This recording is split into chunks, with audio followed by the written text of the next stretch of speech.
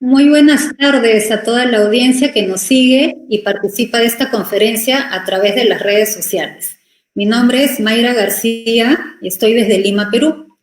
Y a nombre del Centro de Estudios Generales Dr. David Ferriz Olivares de Perú, les damos la más cordial bienvenida. El Centro de Estudios Generales es un organismo de proyección y extensión cultural de la Fundación Magna Fraternitas Universalis.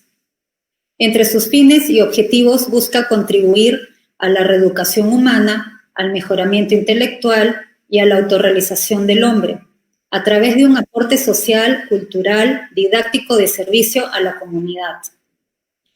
Para lograr este propósito, desarrollamos actividades como conferencias, círculos de lectura, cineforum, videoconferencias, entre otras.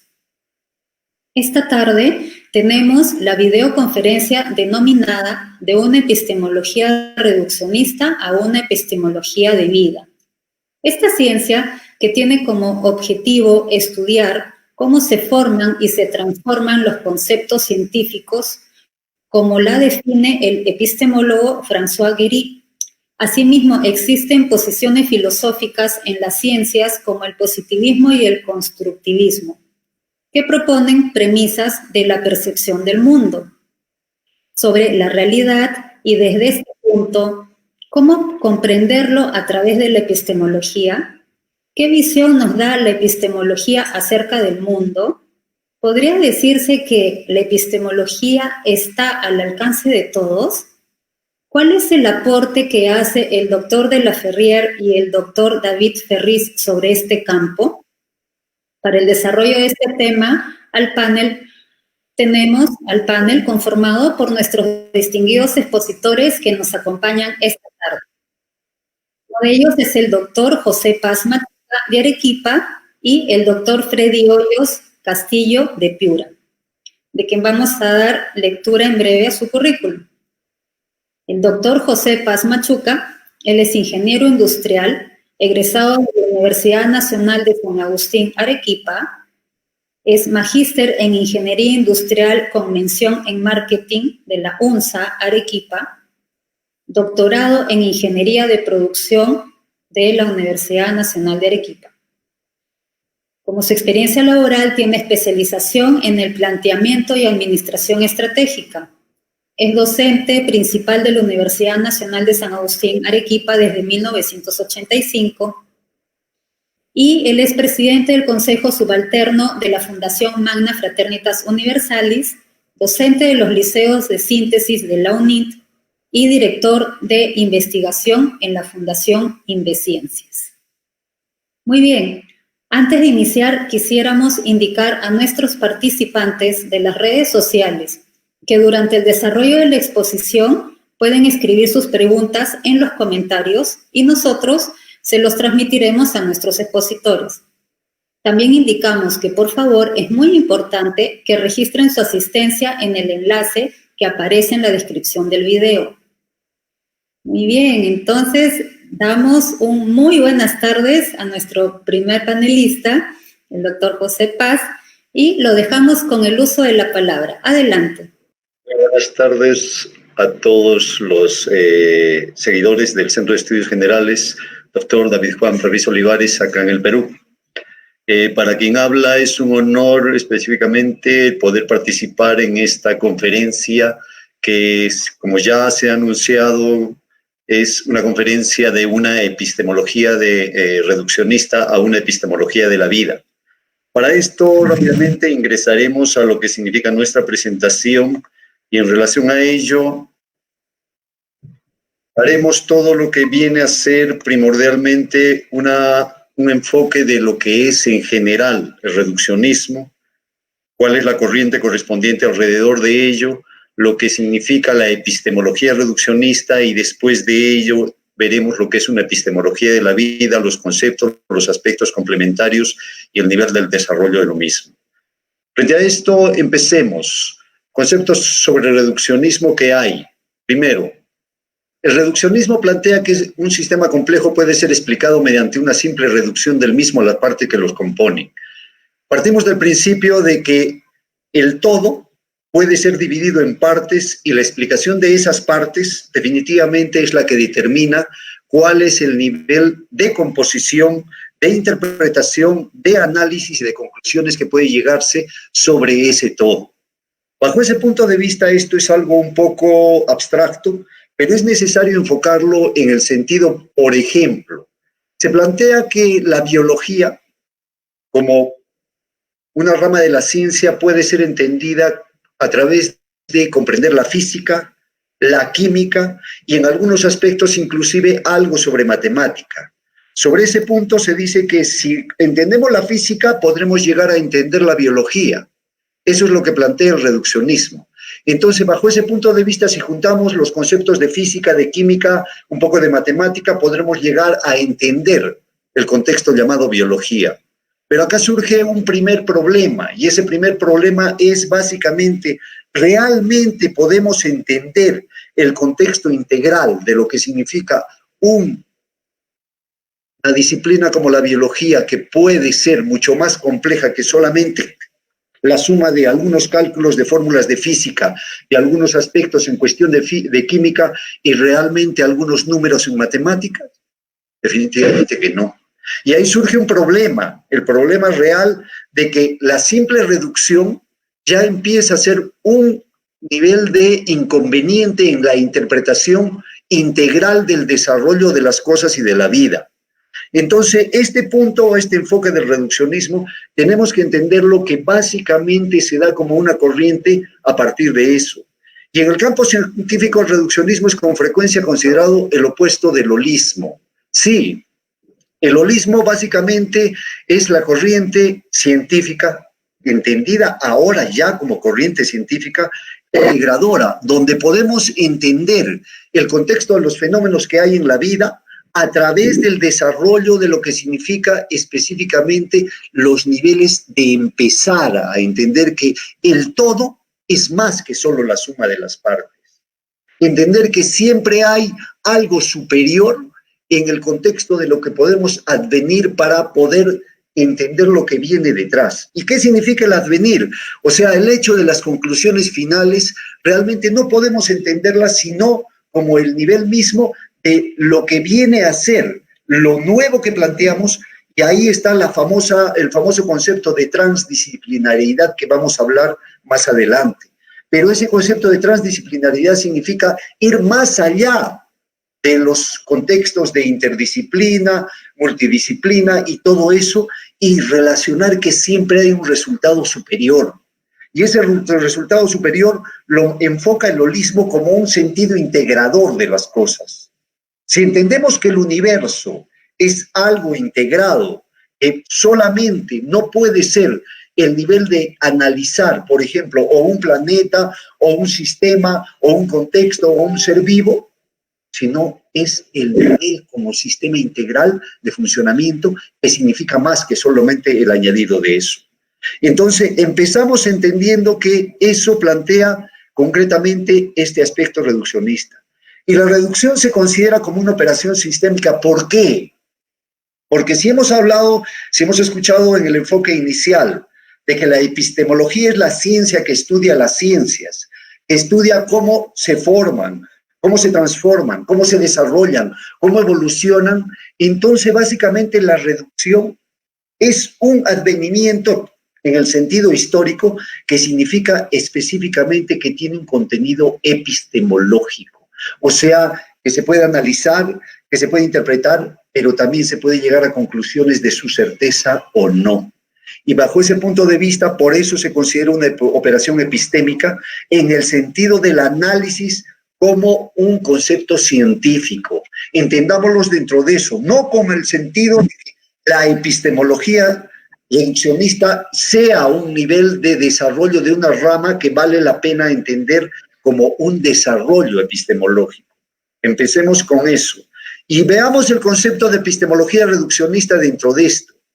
Idea de que las propiedades, conceptos, explicaciones o métodos de un campo de investigación puede ser reducido a las propiedades, conceptos, explicaciones o métodos de otro campo de investigación que por lo general se refiere a un nivel de investigación inferior. Lo que les dijimos en el reduccionismo, que si queremos entender que el todo puede ser explicado a través de la suma de las partes, la idea en la epistemología reduccionista es analizar el fenómeno epistemológico de interpretación, de análisis, formación, desarrollo, a través de pensar que podemos analizar el nivel inicial o básico epistemológico de quienes conformaron ese contexto resultante. ¿Cómo así? Por ejemplo, si hablamos de lo que significa la actitud de pensar, la actitud de pensar solamente puede ser reducida a una acción cerebral, a una actividad cerebral, a una actividad neuronal simplemente, o hay algo más ahí.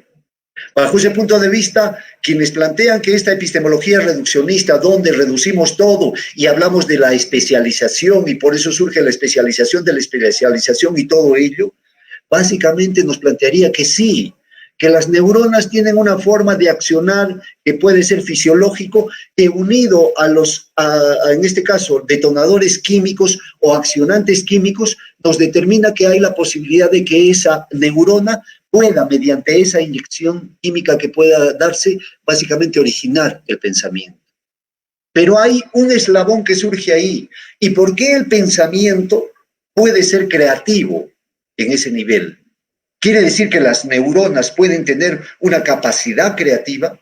¿Quiere decir que por sí mismo los niveles de acciones químicas o compuestos químicos pueden desarrollar esos aspectos, esos contextos? Obviamente ahí surge el problema de lo que es entender la epistemología reduccionista como un punto inicial de investigación, sí. ¿Por qué? Porque era el punto inicial en el cual la ciencia se apoyaba. ¿Para qué? Para poder, en este caso, plantear cómo hacer investigación.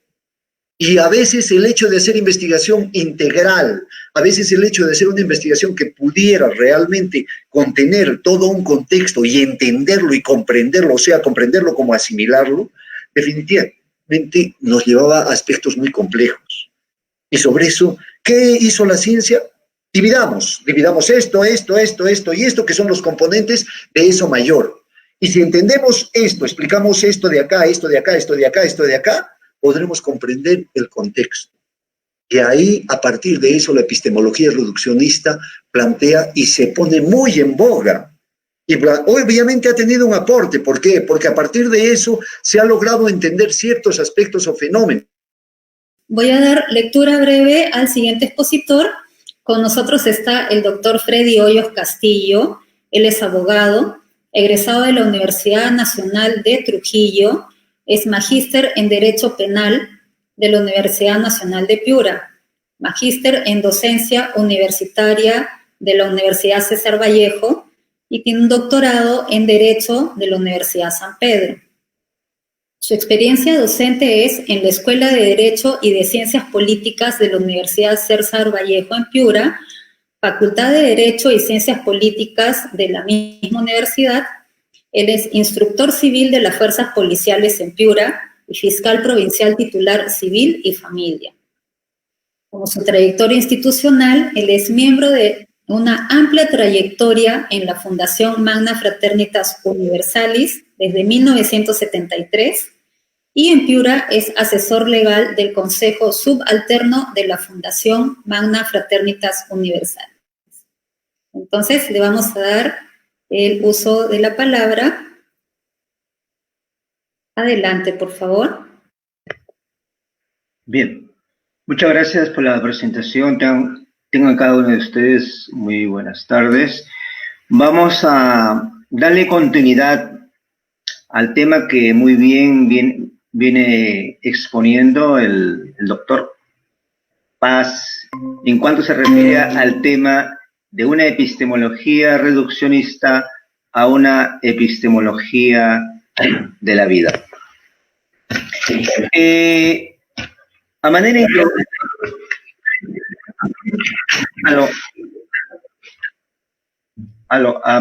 de introducción en este ítem, cabe precisar que la epistemología es una rama de la filosofía. Claro está que lo primero que se nos viene a la idea es de aquella filosofía de los clásicos griegos, ¿no? Se trata de una epistemología que se ha ido adaptando en cada época de la historia de la humanidad. Tal es así que en la actualidad tenemos dos grandes vertientes, como es la reduccionista y la epistemología de la vida.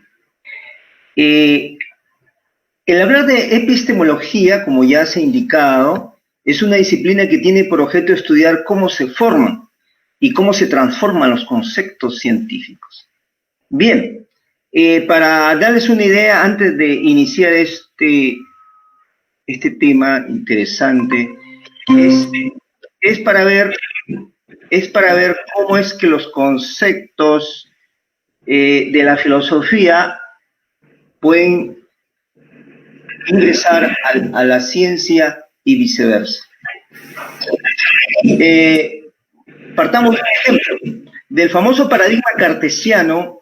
Estamos hablando de René Descartes, que dividió la filosofía de la ciencia, la cual fue recogida por la ciencia, por el positivismo.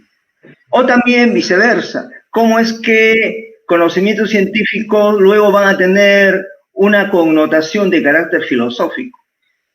Ponemos el ejemplo de la física clásica, donde se hablaba del determinismo y luego esto fue recogido en el campo de la filosofía para poder y poner en discusión sobre la libertad del hombre.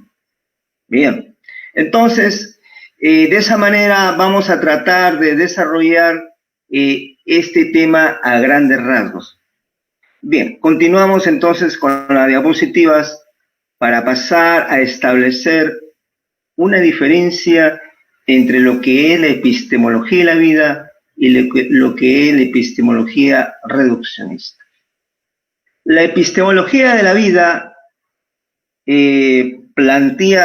propuesta por el presidente de la Federación Internacional de Sociedades Científicas, doctor C. Renaud de la Ferrier, plantea un concepto de la ciencia en el sentido ilimitado del saber. En cambio, la epistemología reduccionista establece criterios de delimitación, de separación entre la ciencia oficial con la ciencia no oficial, o llamada también pseudociencia.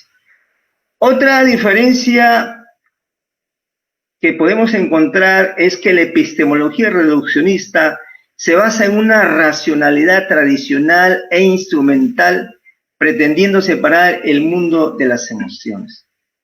¿Quién no sabe que esta epistemología se basa en una racional instrumental duramente criticado porque nos ha conducido a una situación del consumismo?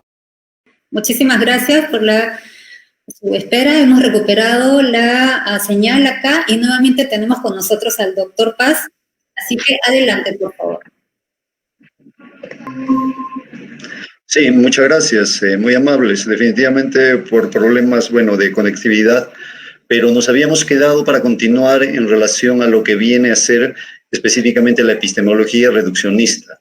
Y vimos las ideas dentro de esto y obviamente nos habíamos quedado en la parte de que la epistemología reduccionista se ha desarrollado y ha estado muy en boga y está en boga todavía dentro del desarrollo de lo que significa básicamente el avance de los conocimientos científicos.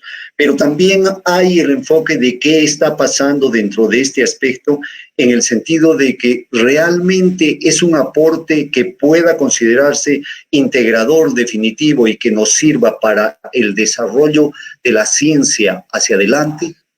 Ahí surge la pregunta de las limitaciones que tiene la epistemología reduccionista o el reduccionismo como tal dentro de los conceptos, dentro del desarrollo, dentro del avance, y es necesario entender por qué se da esto. A partir de ello, lo siguiente que enfocamos viene a ser algunos conceptos que es necesario tomar en cuenta en relación al holismo y que básicamente surgen como algunas características primordiales. Primero, la colaboración y el trabajo en equipo. En este caso, en el libro Los Paramitas, que es un libro escrito por el doctor David Juan Ferriz Olivares, en el tomo 1, la página 94, dice: el trabajo en equipo es indispensable en la nueva era. Pero cuando hablamos de trabajo en equipo, estamos hablando de un aspecto que tiene esa característica integradora. No estamos hablando de trabajo en grupo. Parecería que fuera lo mismo, o sea, simplemente es la diferencia de una palabra por otra, pero no es así.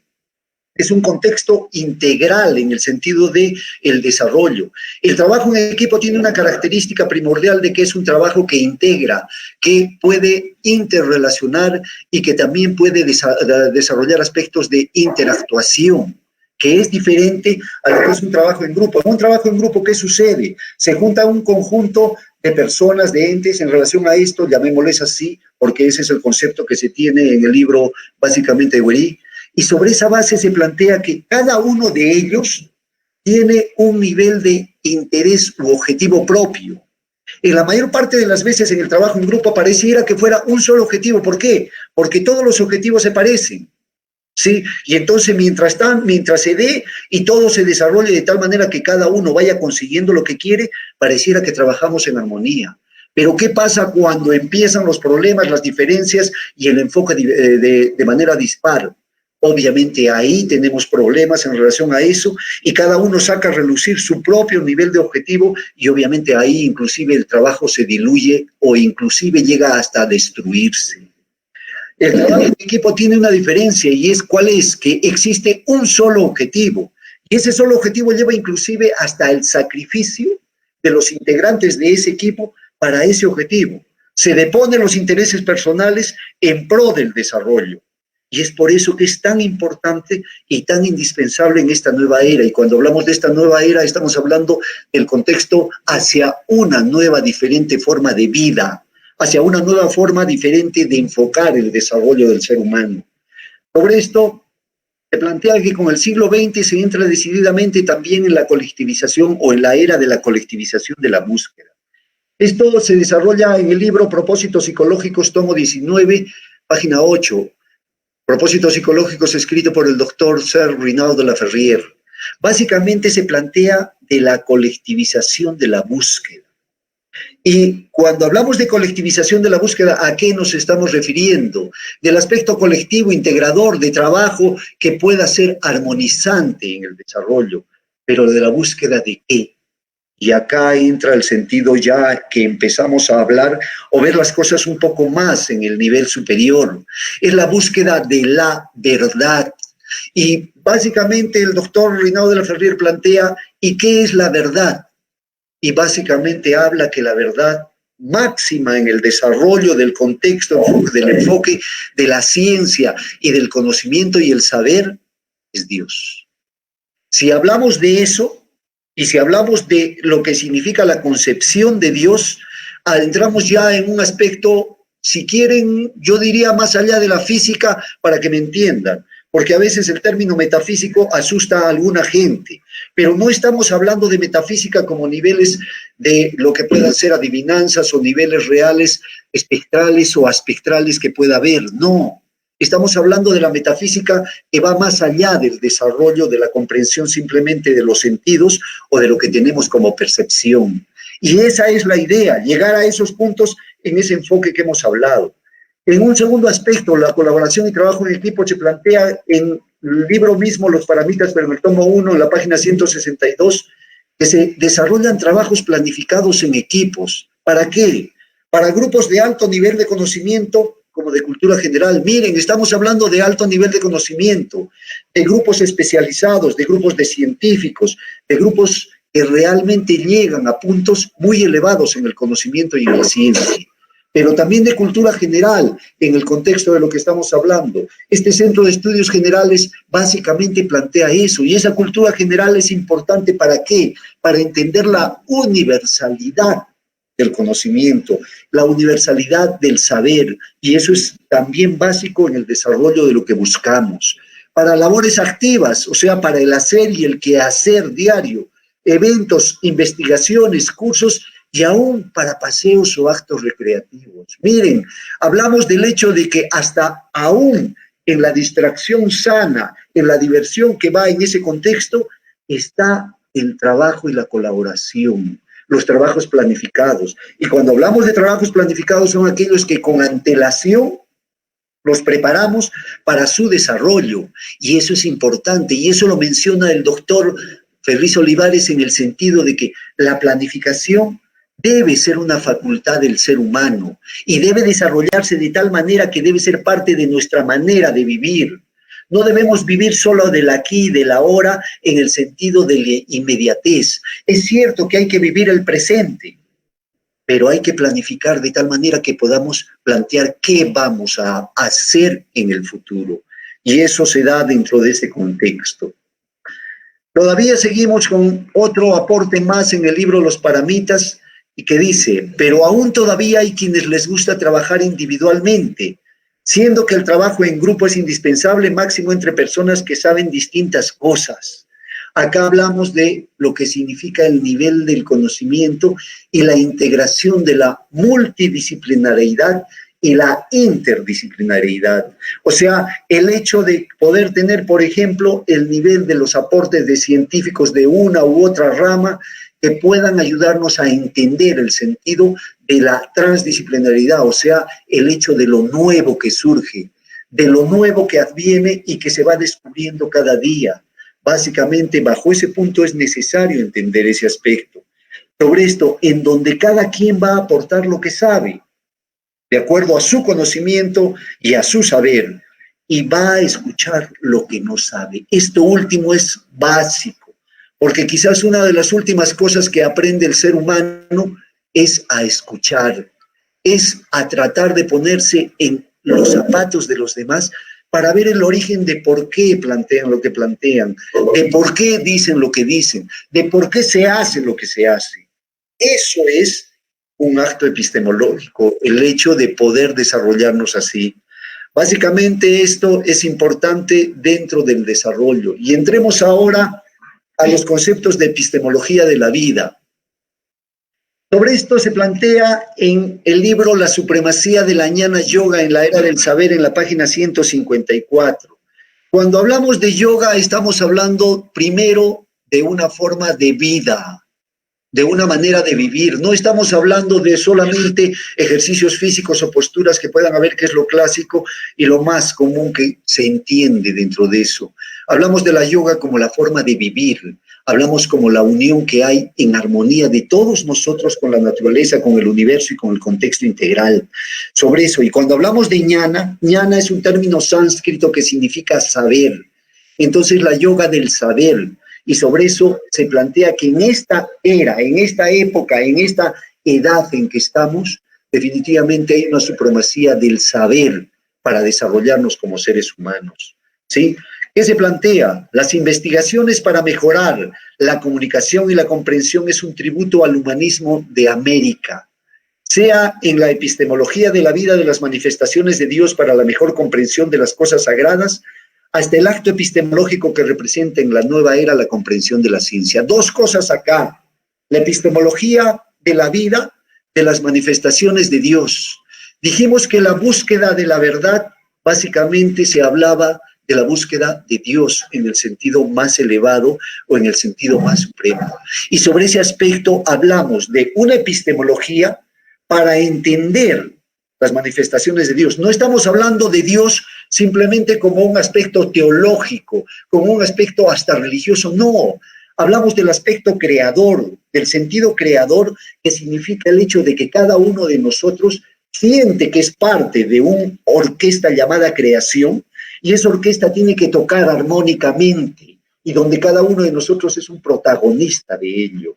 Entonces, frente a esa situación, esa epistemología de la vida significa la comprensión de las cosas sagradas. Y cuando hablamos de cosas sagradas, hablamos de lo que puede servirnos para acercarnos a ser mejores seres humanos, para poder avanzar en ese sentido de la vida, para desarrollarnos en ese aspecto que significa realización en cada uno de nosotros, ¿sí?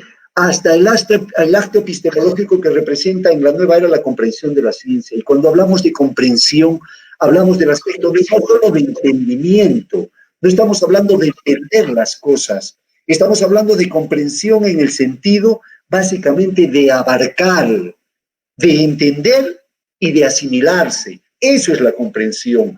La asimilación es el acto complementario al entendimiento para llegar a la comprensión como una forma omniabarcante, o sea, como una forma de abarcar algo. Y la comprensión de la ciencia significa eso, no solo el entendimiento, sino el sentido de realización de la ciencia para el beneficio, para el bienestar del ser humano. Ese es el aspecto que debemos entender en ese punto, y ese acto epistemológico definitivamente está dentro de la epistemología de la vida. Sobre ello, avanzando un poco más dentro de esto, mencionemos tan solamente entre algunos conceptos de las 100 obras que escribió la nueva forma de analizar las manifestaciones de Dios a través de la epistemología de la vida. Regresamos a ello. Miren lo que plantea el doctor Sir Rinaldo de la Ferrier en Los Grandes Mensajes, que es otro libro escrito por él en la página 414.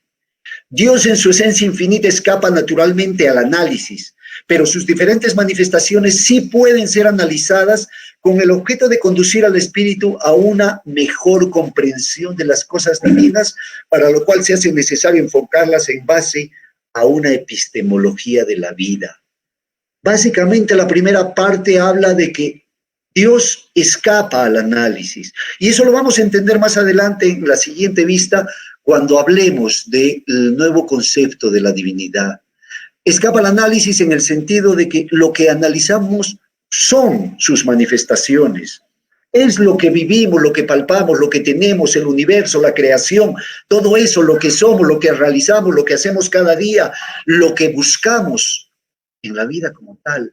Esas son las manifestaciones, y eso sí podemos analizarlo. ¿Para qué? Para llegar a una mejor comprensión de las cosas divinas. Y esa comprensión de las cosas divinas se hace a través de una epistemología de la vida. Pero hablar de una epistemología de la vida significa hablar del contexto integrador, hablar del contexto holístico de comprensión, hablar de ese sentido que significa realmente entender que el análisis no viene solamente de la pequeña especialización, sino del contexto integrador de la comprensión. Y a partir de eso se plantea eso en Los Grandes Mensajes. Seguimos con la epistemología de la vida y hablamos de un nuevo concepto de la divinidad que quiere establecer, puesto que los anteriores conceptos de la divinidad no tienen el sentido de ser una culminación de todas las investigaciones a través de la trilogía vida, forma, pensamiento. Esto es algo muy profundo. Siempre se ha planteado, y si ustedes ven en las diferentes religiones que se consideran religiones de respetar, que siempre hay una trilogía, y esa trilogía se da a través de todo ese nivel de desarrollo. En la Iglesia Católica, o en lo que significa la religión católica, viene a ser Padre, Hijo, Espíritu Santo, pero los antiguos egipcios tenían a Horus, Isis y Vishnu, pero también tenemos otros niveles de trilogías, inclusive hasta en el incanato mismo. Sobre esa situación, el doctor Rinaldo de la Ferrier plantea que ahora tenemos que desarrollar esa trilogía pero entendida como vida, forma, pensamiento. Vida en el sentido creador, la forma de la manifestación, o sea, la manifestación que hay, básicamente en el sentido de la tangibilización con nosotros como seres humanos, y pensamiento como el sentido creador, como algo que se desarrolla. Pero hay que entender que en ese nuevo concepto de la divinidad, el nivel real de la causa suprema o de Dios, de la concepción de Dios, no empieza en esta Trinidad o esta trilogía. La causa suprema contiene el efecto no manifestado y la manifestación, dice el doctor Sir Rinaldo de la Ferrier. Y cuando habla del efecto no manifestado, habla de lo supremo, de lo infinito, de aquello que no está tangible en la manifestación que conocemos. Y por eso la concepción que hay, esta nueva concepción, nos lleva al hecho de entender que la vida no empieza solamente en el sentido de la manifestación. Es algo que va más allá y va en el sentido de la existencia. Y esa existencia definitivamente es un nivel infinito en ese aspecto que entendemos. Por lo tanto, ese nivel de separación y ese nivel de concepto integrador, a su vez, básicamente es un nuevo concepto de la divinidad. Y así lo plantea el doctor Reinaldo Laferriere, y hay que entenderlo en ese sentido de epistemología de la vida. Y por otro lado, acá se plantea un tema de comprensión y no de condenación para las diferentes culturas del planeta y los diferentes criterios espirituales, como es la moral universal. Básicamente, uno de los aspectos que siempre hemos tenido, y es un problema de falta de comprensión, es el sentido de la censura permanente que siempre ha habido. Si tú no piensas como yo, no acepto tus criterios.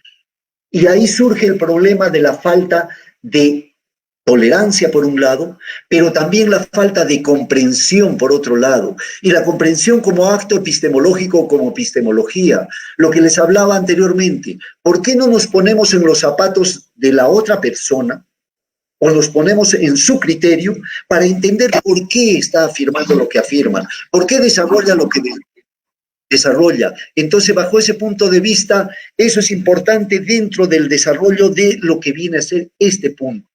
Y creo que es importante entender que esa comprensión definitivamente es la moral universal, y la moral universal es la amplitud dentro de esto. Y en la parte final, una revolución pedagógica para el talento de los niños cada vez más despiertos de la nueva era, como es la formación de los niños, para la observación, la reflexión, la crítica en la investigación y el amor a la verdad, tan lejos de convertirlos en niños de cabellos largos o en niños sin amor al estudio. Ese es el nuevo concepto de epistemología de la vida, de realización, en el sentido de que la niñez no solo es el futuro, es el presente en el desarrollo hacia adelante, y es la planificación de esa vida hacia lo que viene, y entendámoslas desde ese punto de vista, y esos aspectos de la observación, la reflexión, la crítica en la investigación y el amor a la verdad son algo sumamente importante para enseñar a los niños ahora. Es la pedagogía del futuro, es la forma epistemológica de entender el sentido del desarrollo de la niñez hacia un mundo mejor. Y finalmente, el concepto de la ciencia en el sentido ilimitado del saber. Si entendemos que el saber va más allá del conocimiento, entenderemos que básicamente el saber es el conocimiento con realización. Es lo que aprendemos teóricamente, pero lo que vivimos en la vida, lo que realizamos. Y a partir de ese saber, definitivamente podemos entender o podemos comprender el concepto de ciencia como una forma omniabarcante, ilimitada en el nivel del desarrollo hacia la vida. Entendemos esto como una epistemología de la vida, como las formas de manifestaciones que hay, pero primordialmente partimos de esas manifestaciones sagradas hacia el hecho cotidiano y la vida diaria. Ese es el enfoque un poco que traemos. Muchas gracias por su atención, muy amables, y definitivamente ha sido un gusto el poder compartir con ustedes.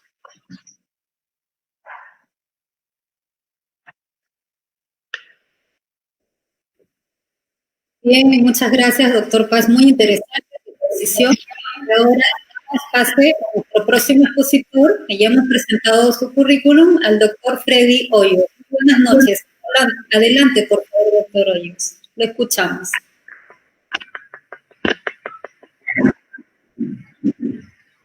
Bien. Aló. Bien, vamos a darle continuidad a lo que estábamos señalando, sino por cuestiones técnicas.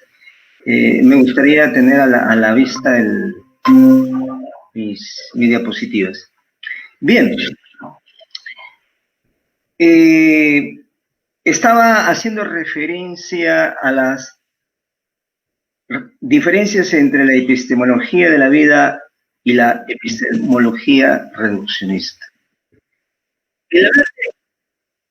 ¿Se escucha? Bien.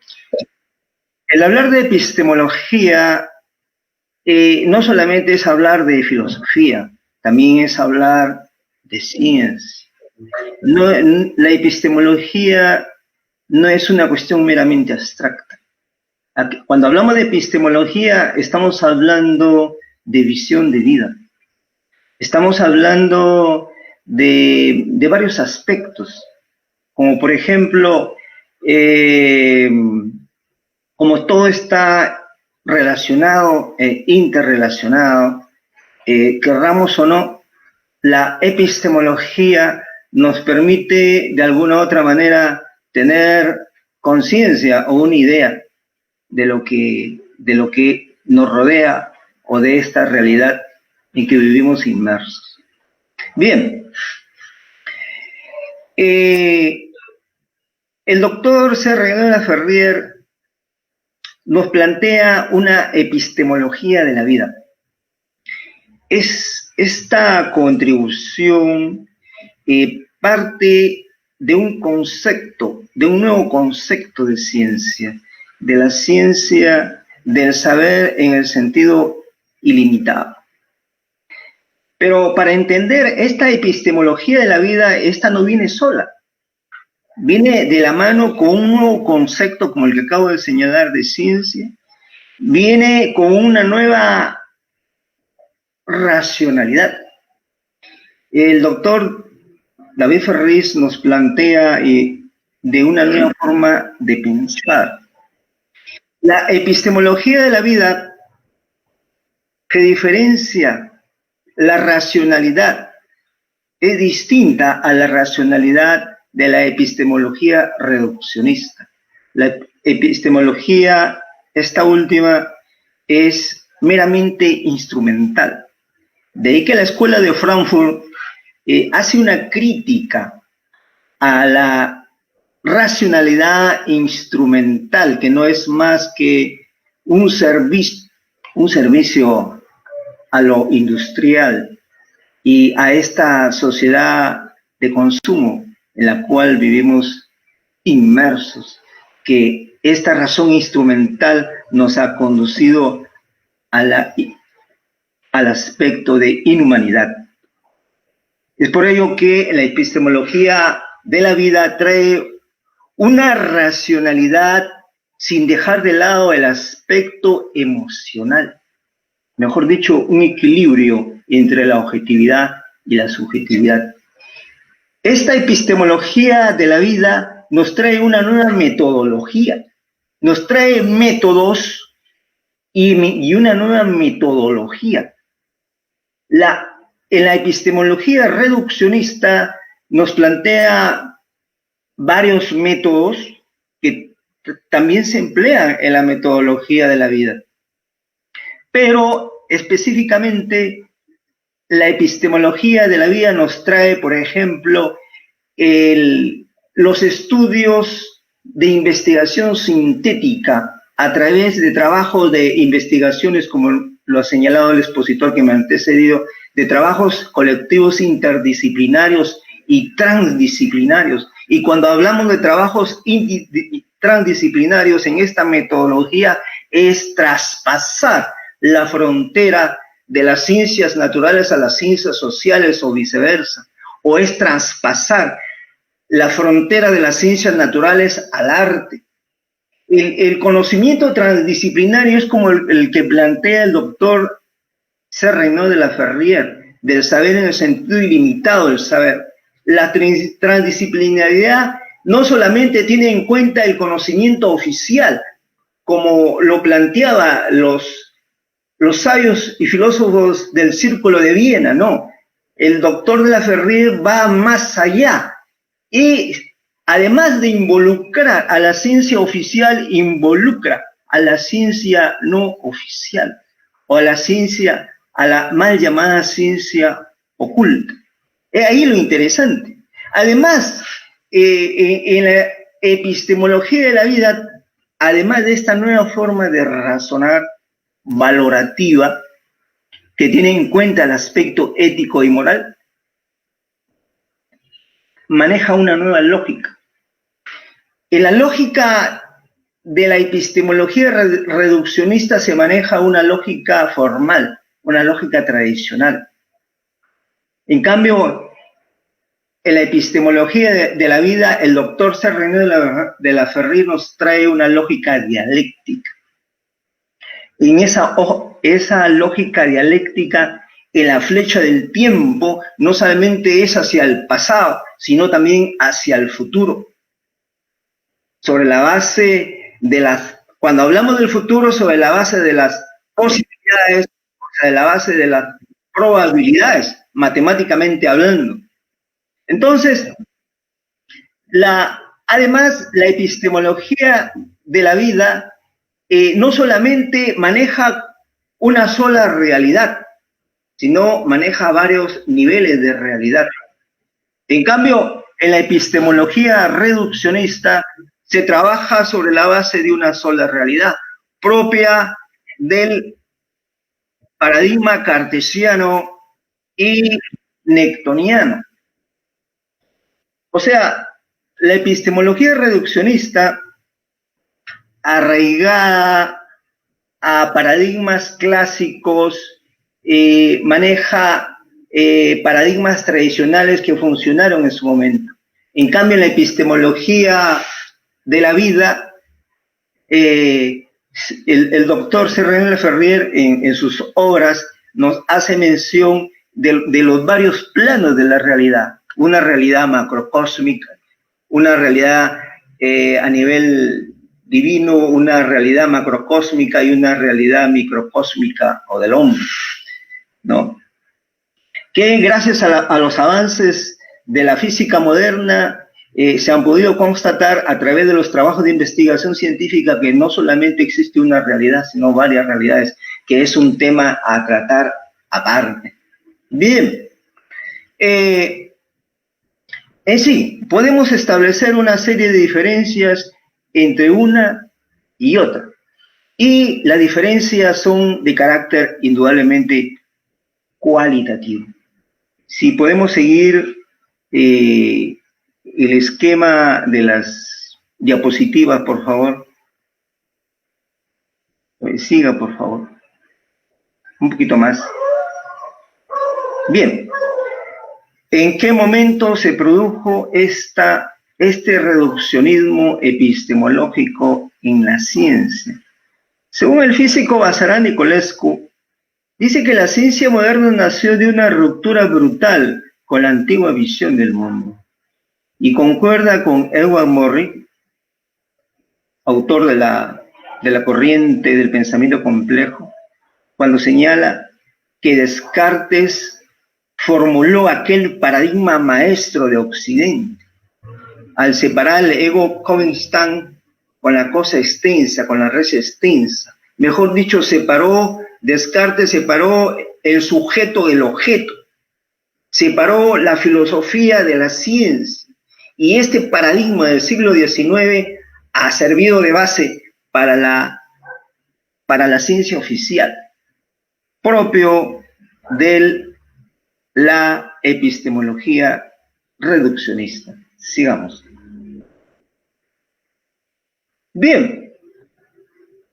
El presidente de la Federación Internacional de Sociedades Científicas, doctor René Laferrière, precisa que fue en los siglos XV y XVI cuando se operó, en cambio, cuando la mayoría de las escuelas no se ocupaban más que de la parte física de los estudios, o sea, en esos ciclos.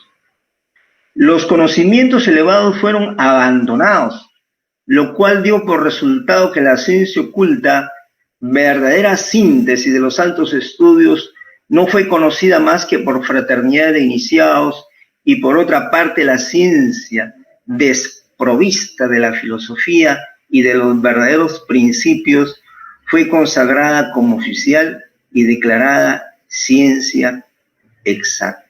O sea, en el siglo XV y siglo XVI se produjo un cambio de carácter sustancial, ¿no?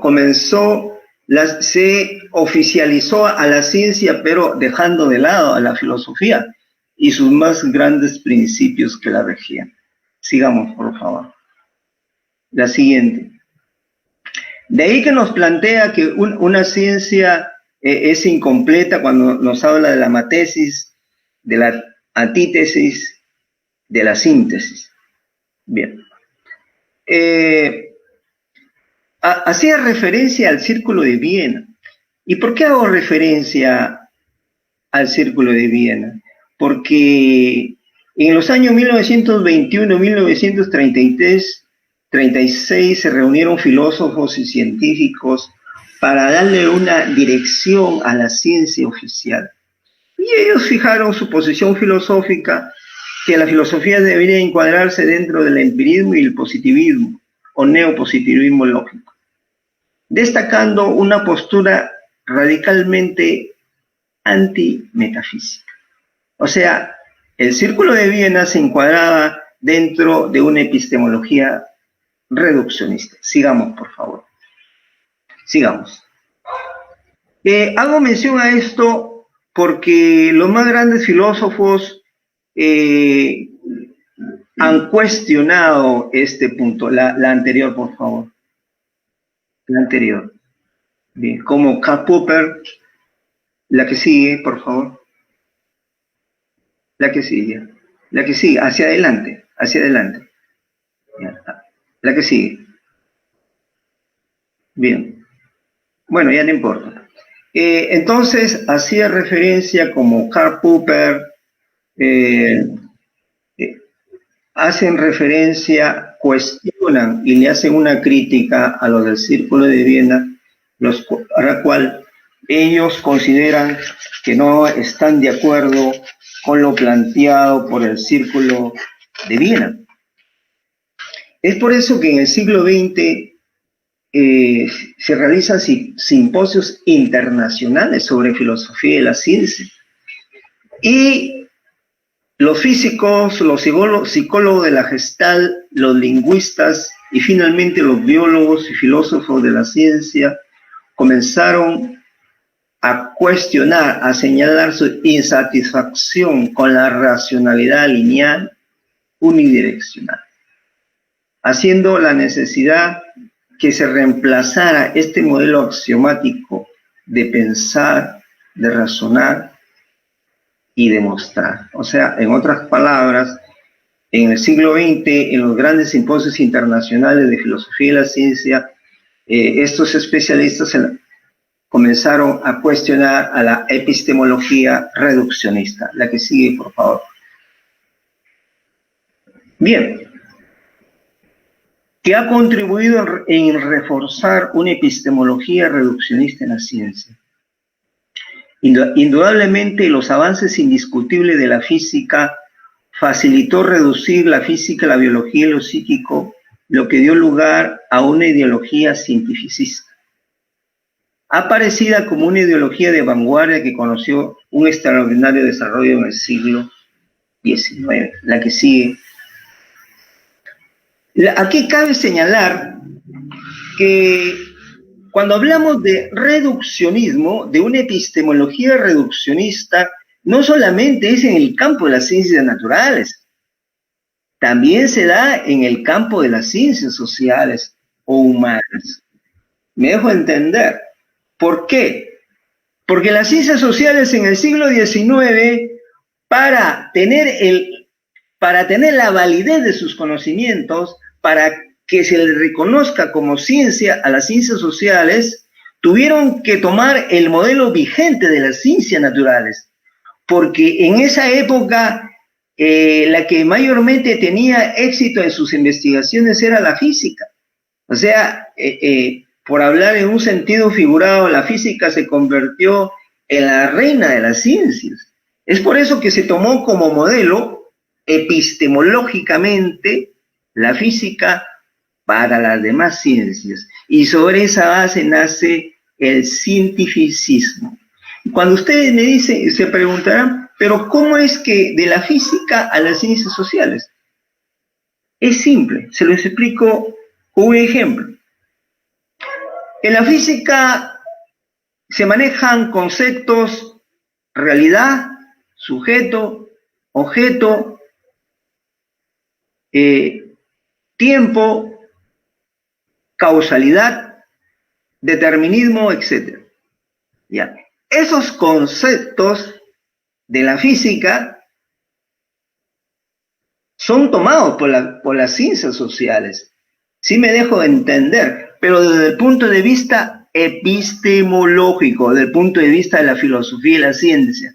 Y las ciencias sociales, la economía, el derecho, la antropología, la arqueología, etcétera, la adecúan a su materia, la adaptan, la han ido adaptando. Es por eso que no hay ciencia, que no maneje la causalidad, que no maneje la objetividad, el concepto de realidad, el concepto de causalidad, el concepto de sujeto, de objeto, de determinismo, pero son conceptos que fueron tomados de la física clásica.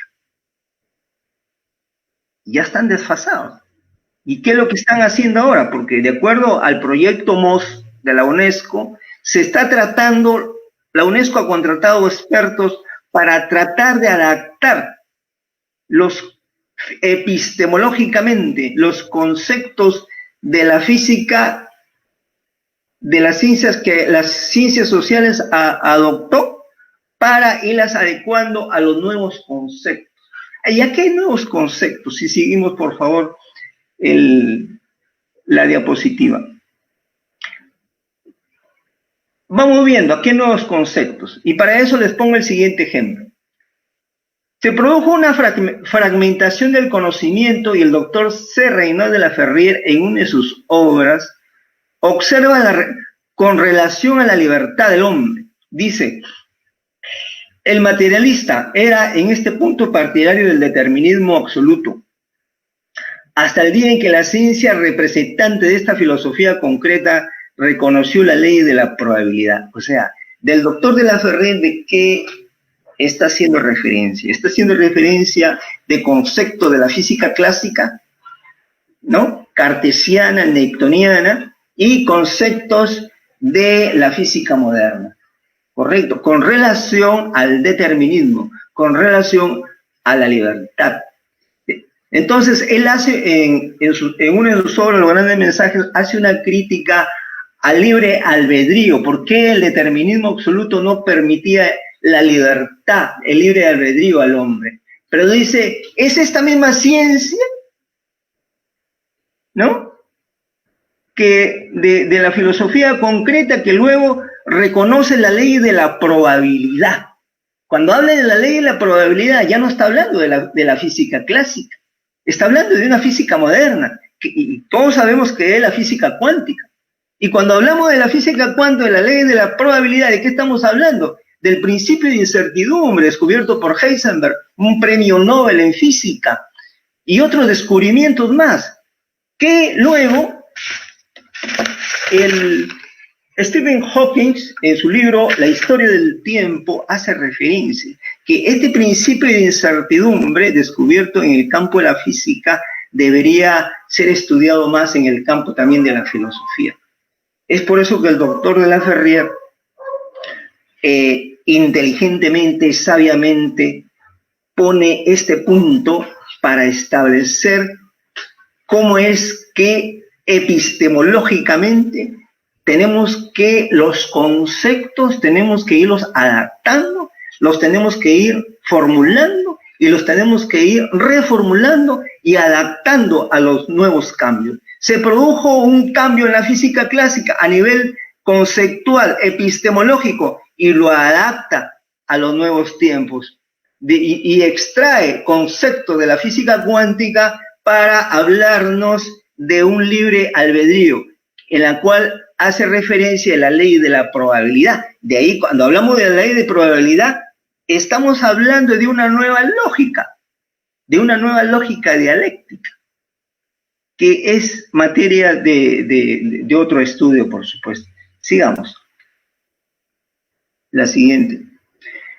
Bien, los peligros de una epistemología reduccionista. Este es el tema central. Lamentablemente se debería tomar conciencia que la epistemología reduccionista, si bien es cierto, como dijo el expositor y como lo hizo bien, la epistemología reduccionista nos ha traído progreso, desarrollo, a través de su trabajo de investigación científica. Eso nadie lo va a negar.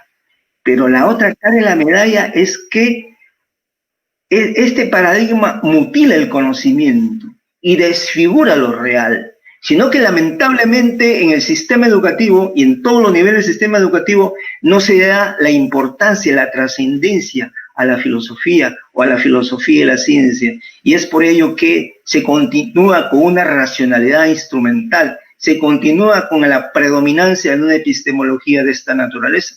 Es por ello, y para concluir la última, siga por favor, siga, continúe.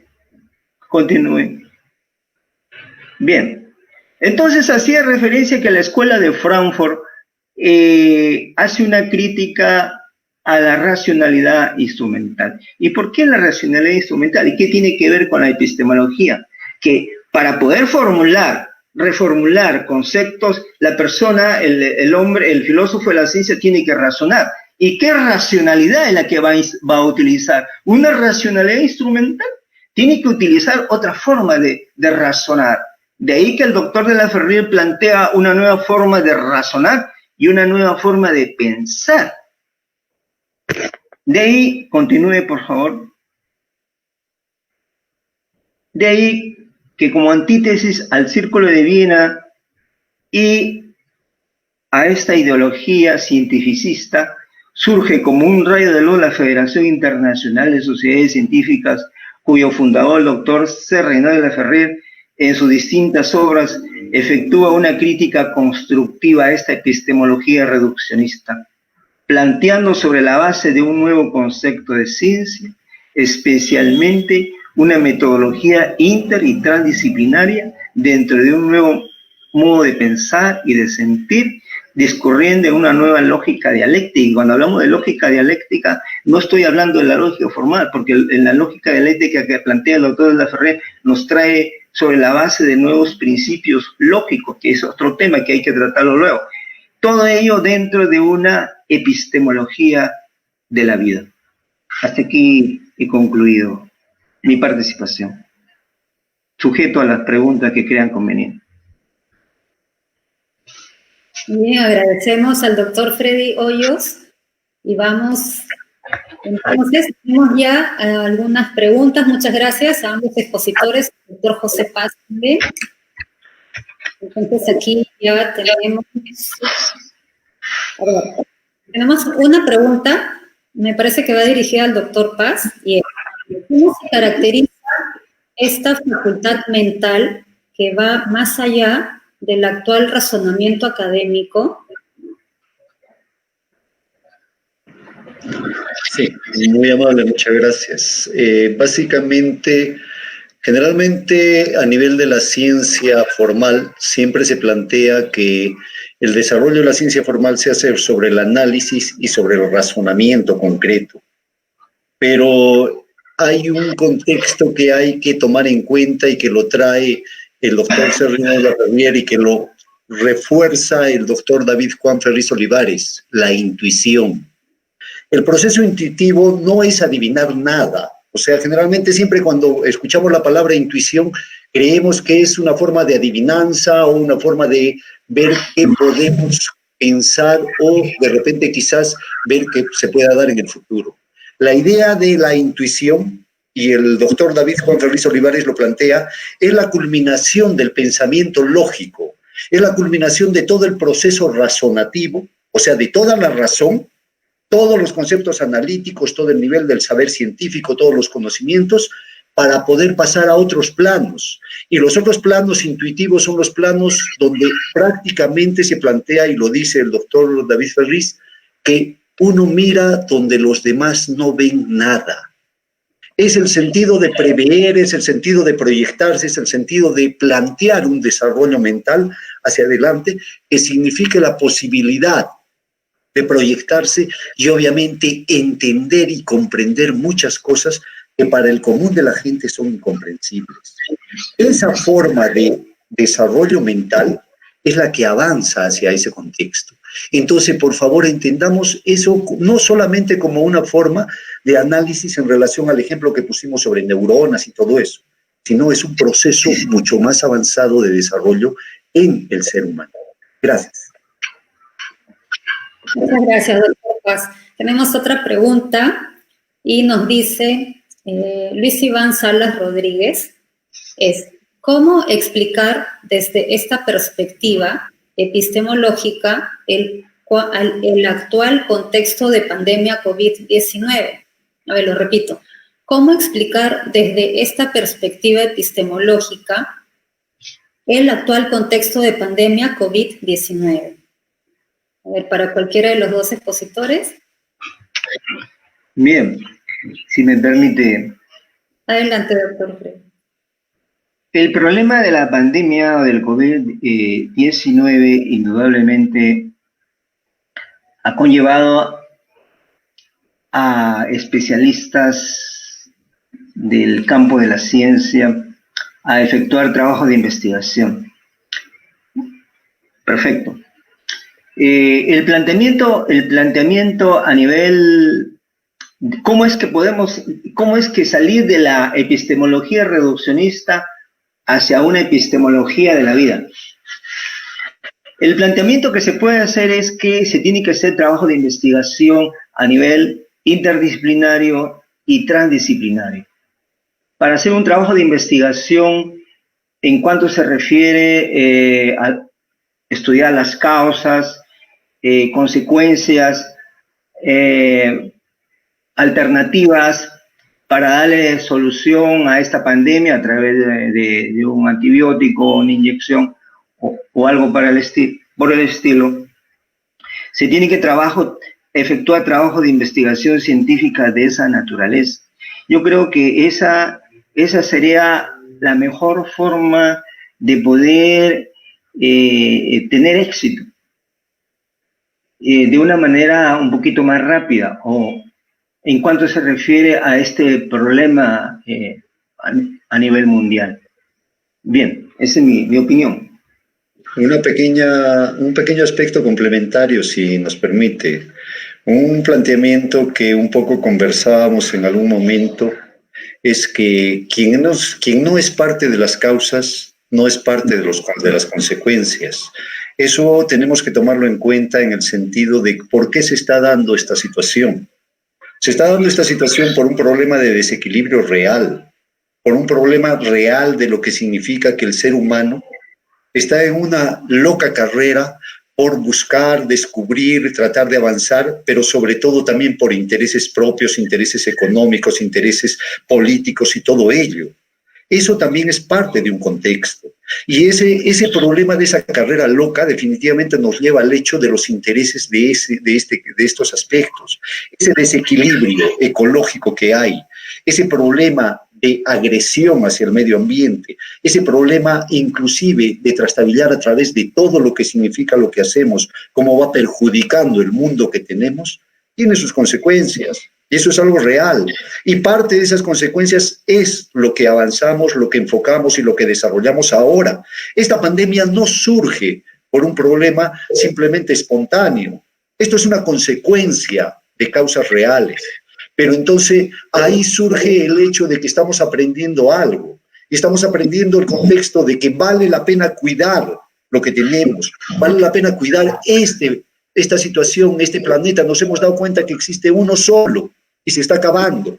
Entonces, bajo ese punto de vista, vale la pena regresar, reflexionar y replantear los aspectos reales sobre eso. Eso es una epistemología de la vida. Eso es pensar en las cosas superiores hacia un mundo que valga la pena. Creo que cuando termine esto habremos aprendido una lección. Si aprendemos a cuidar y a cuidarnos entre nosotros, tendremos un mundo mejor. Gracias. Muchas gracias por sus respuestas de ambos expositores. Tenemos otra pregunta más. A ver, es de Alberto Villanueva Vilar y nos dice: sabemos que el término epistemología de vida la acuñó el doctor de la Ferrier en su obra Los Grandes Mensajes, para una mejor comprensión de las cosas y que fundamenta con gran acierto. La epistemología reduccionista o es como consecuencia de una deducción o interpretación de la epistemología ordinaria o histórica. ¿Desean que repita la pregunta? Sí. ¿Sí? Nos dice, a ver, que el doctor de la Ferrier en una de sus obras Grandes Mensajes, para una mejor comprensión de las cosas y que fundamenta con gran acierto, nos pregunta: ¿la epistemología reduccionista o es como consecuencia de una deducción o interpretación de la epistemología ordinaria o histórica?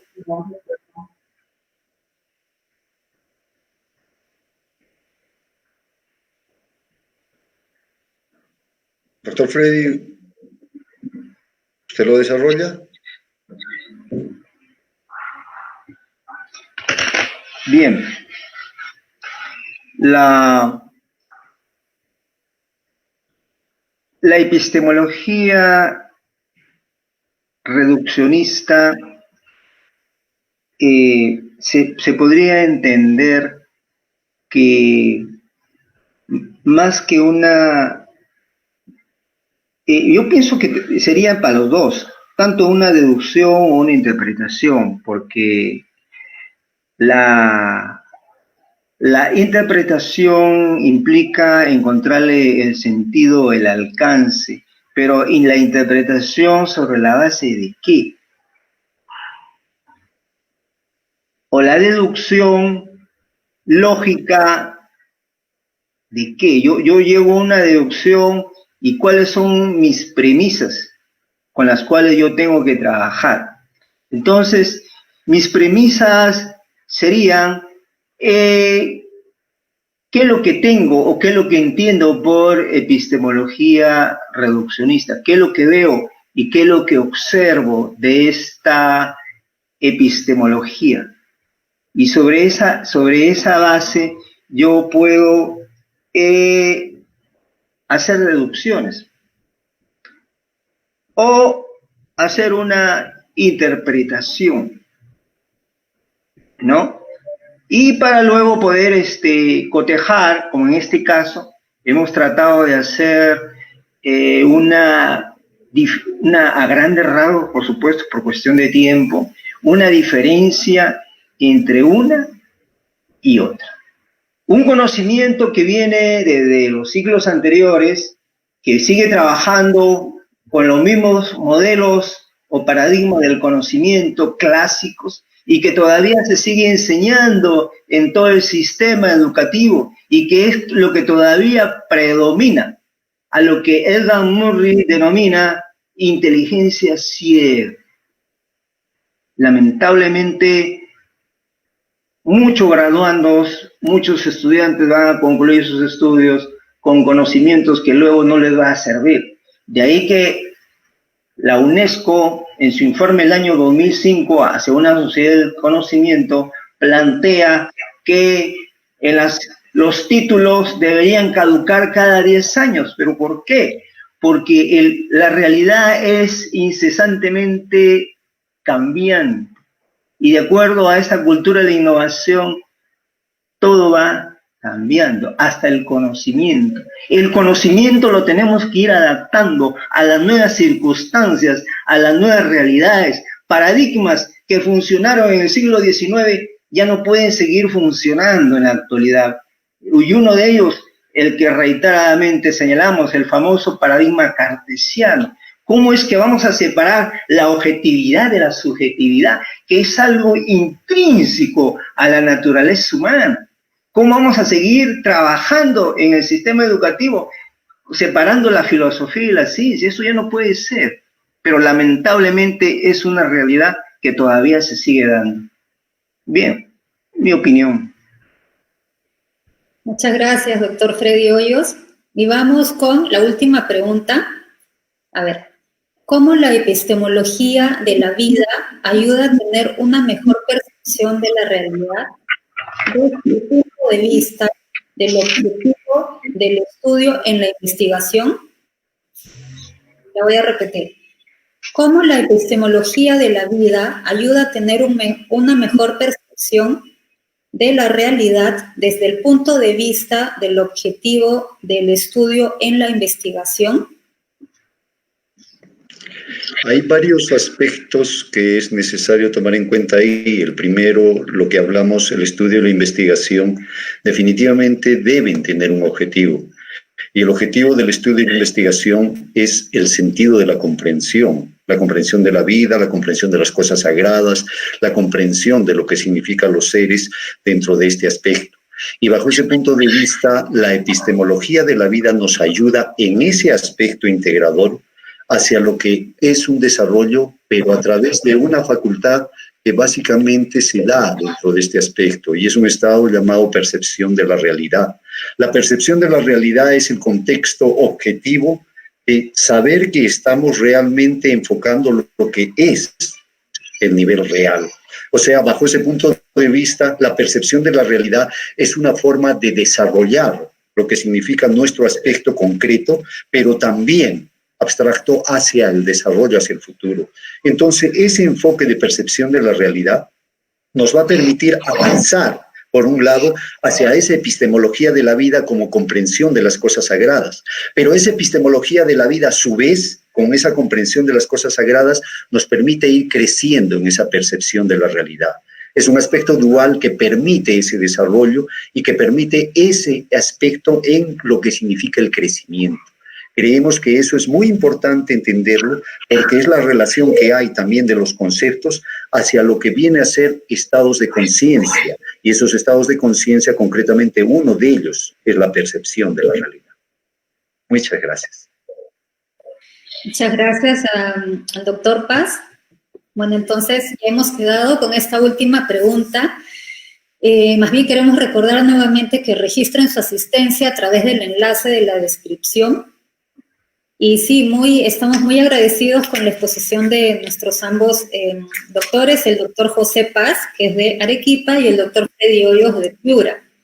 Entonces, sí, ellos nos han hecho recordar nuevamente qué tan importante es la ciencia en el sentido ilimitado del saber, que no solamente se trata de, vamos, lo que mencionaron al inicio, de un trabajo en grupo, en equipo, sino más bien cómo interactuamos como seres humanos, que esa armonía que buscamos, ¿no?, en búsqueda de la verdad para entender mejor el saber.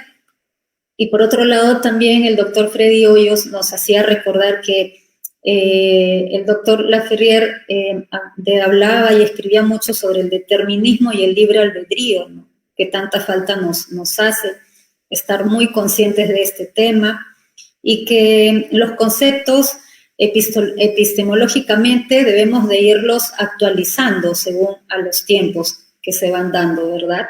Entonces, muchísimas gracias a ambos, y les queremos recordar que el tema de la exposición siguiente, es decir, del sábado 11 de julio, va a ser sobre la inmunocompetencia e inmunosenescencia, estilos de vida y el sistema inmunológico. Va a estar realmente interesante, y el título lo dice, y por favor, para mayor información estaremos publicando en nuestra cuenta de Facebook, y los invitamos a continuar siguiéndonos en estas redes sociales. Entonces, les recordamos también que hay una breve encuesta que aparece en la descripción que pueden llenar. Entonces, los esperamos el próximo sábado. Muchas gracias a todos y buenas noches.